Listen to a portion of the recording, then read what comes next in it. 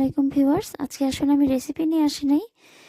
আমি একসাথে অনেকগুলো পিঠা বানানোর একটা টিপস নিয়ে আসছি। আমরা পৌষ পার্বণ কিংবা উৎসবে, বিশেষ করে ঈদের সময় কিংবা আম, নবান্ন উৎসবে কিংবা বিয়ে বাড়িতে কনের সাথে যে পিঠাগুলো দিই, একসাথে অনেকগুলো পিঠা বানাতে হয়।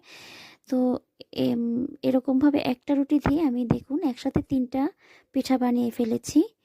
আমি কোনো মানে এটা টিপস আপনাদের সাথে শেয়ার করলাম। এরকমভাবে রুটির 3 দিকে পুরগুলো দিয়ে তারপরে এরকমভাবে পিঠা বানিয়ে তারপরে এগুলোকে আলাদা করে নিচ্ছি, একটা চাকুর সাহায্যে কেটে নিচ্ছি। দেখুন এরকমভাবে একসাথে 3টা পিঠা হয়ে গেছে। আপনারা চাইলে এখানে পিঠার সাইজগুলো আরেকটু ছোট করে নিতে পারেন, একসাথে 4টা পিঠাও তৈরি করতে পারেন। বড় রুটি নিয়েছি, আপনারা চাইলে আরেকটু ছোট রুটিও নিতে পারেন। দেখুন এখন এগুলোকে আমি একটু ডিজাইন করে দেব, আর ডিজাইনটাও নিব মানে হাত